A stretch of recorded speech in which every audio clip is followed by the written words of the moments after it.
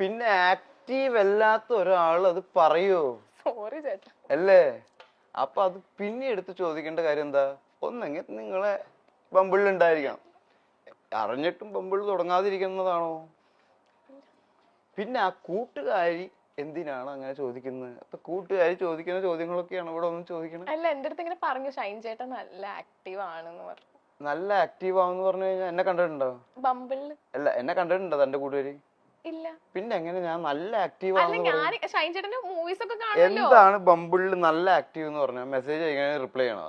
ചിലപ്പോ അതായിരിക്കും നിങ്ങൾ. അപ്പൊ ഓൾ അങ്ങനെ മെസ്സേജ് അയക്കണോണ്ടാണല്ലോ ഞാൻ റിപ്ലൈ ചെയ്യണത്. ചിലപ്പോ അതായിരിക്കും. പിന്നെ ഞാൻ നേരിട്ട് കണ്ടിട്ടുള്ള എന്റെ ആക്റ്റീവ്നെസ് കണ്ടിട്ടില്ലല്ലോ. ഇല്ലല്ലോ. പിന്നെ നല്ല ആക്റ്റീവ് ആണെന്ന് ഉദ്ദേശിച്ചത് എന്താ? ചിലപ്പോ അപ്പൊ ചോദിക്കേണ്ടവരോട് മാത്രം ചോദിച്ചാൽ മതി അങ്ങനത്തെ കാര്യങ്ങൾ. സോറി ചേട്ടാ. ഞാൻ ഓൾറെഡി ആക്റ്റീവ് ആയിട്ടുള്ള ഒരു സാധനമാണെന്ന് ഞാൻ ഓൾറെഡി പറഞ്ഞിട്ടുണ്ടല്ലോ. പിന്നെ വെറുതെ ഇത് ചക്കയാണോ എന്ന് കുത്തി നോക്കേണ്ട കാര്യമില്ല. കാണുമ്പോഴേ അറിയാമല്ലോ ചക്കയാന്ന്. മനസ്സിലായ? ചക്ക കണ്ടാ അറിയില്ലേ അത് ചക്ക തന്നെയാണോ എന്ന് കുത്തി നോക്കുമല്ലോ. സോറി ചേട്ടാ. എന്റെ കൂട്ടുകാരിയുടെ അടുത്ത് പറഞ്ഞേക്കും മേലൊക്കെ മെസ്സേജ് അയക്കരുന്നു.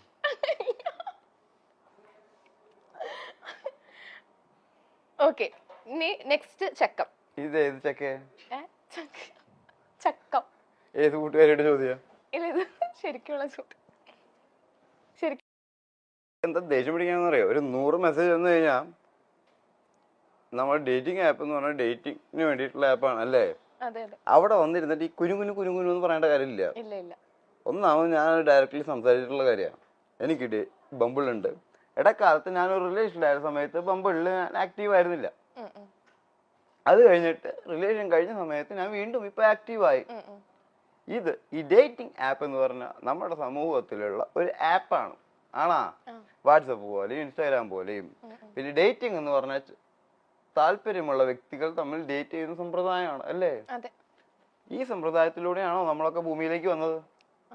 ഡേറ്റിംഗ് എന്ന് പറഞ്ഞു കഴിഞ്ഞാൽ ഇപ്പൊ ആണും പെണ്ണും എന്തിനാ ഇഷ്ടപ്പെടുന്നത്? രൂപക്കൊട്ടിൽ കൊണ്ടുവയ്ക്കാനല്ലോ വീട്ടിലെ. അവർക്ക് ശാരീരികമായിട്ട് ബന്ധപ്പെടണം, അതിനു വേണ്ടിട്ടല്ലേ? അപ്പൊ ഈ ഡേറ്റിംഗ് മോശമാണോ ചീത്തയാണോ?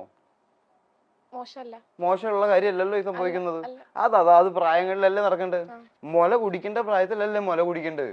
അല്ല 40 വയസ്സായിട്ട് എന്റെ അമ്മയുടെ മുല കുടിക്കാൻ വന്നു കഴിഞ്ഞാൽ എനിക്ക് അടി കിട്ടുവോ?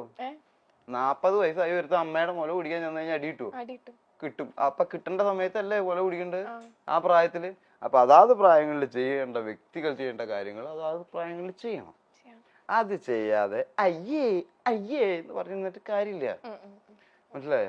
അപ്പൊ അതിന് വേണ്ടിയിട്ടുള്ള ഒരു ആപ്പ് ആവുമ്പോ അത് ചെയ്യുന്നത് കൊണ്ടൊരു പ്രശ്നമില്ല. അതൊരു മോശം പ്രവൃത്തിയുമല്ല. മോശം പ്രവൃത്തി എന്ന് പറയുന്നത് എന്താന്ന് വെച്ച് കഴിഞ്ഞാൽ ഒരാള് മോശമാണെന്ന് തോന്നിയിട്ടൊരു കാര്യം ചെയ്യുന്നതും അത് താൻ ചെയ്യുന്നില്ല എന്ന് ആളുകളെ ധരിപ്പിക്കുന്നതും താൻ വലുതാണെന്നും മറ്റൊരുത്തൻ മോശമാണെന്നും ചിത്രീകരിക്കുന്നതാണ്.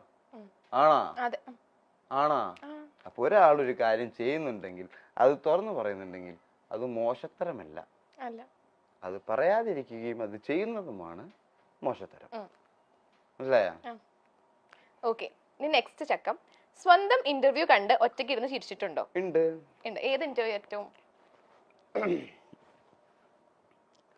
ഒറ്റയ്ക്ക് ഇരുന്ന് ചിരിക്കാന്ന് പറഞ്ഞു കഴിഞ്ഞാല് ഞാൻ അന്ന് കാല് എന്റെ ലിഗമെന്റ് തെറ്റിയിട്ട് തല്ലുമാലയുടെ ഷൂട്ട് നടന്ന സമയത്ത് കാലില് പ്ലാസ്റ്റർ ഇട്ടിട്ട് 2-3 ആന്റിബയോട്ടിക് അടിച്ച് പെയിൻ കില്ലേഴ്സ് അടിച്ചിട്ട് ക്രൗണിൽ വന്ന് കേറുക റൂമില്.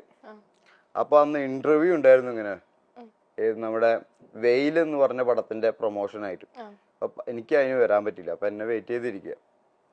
അപ്പൊ ഒരു 10-15-20 ഇന്റർവ്യൂസ് ഉണ്ട്. അത് മുഴുവൻ ഞാൻ ആ കാൽ പ്ലാസ്റ്റർ ഇട്ടിട്ട് ആ മരുന്ന് കഴിച്ചിട്ട് ഇരുന്ന് കൊടുത്തു. അതിന്റെ ലാസ്റ്റ് ഇന്റർവ്യൂ ഒക്കെ ആയപ്പോഴേക്കും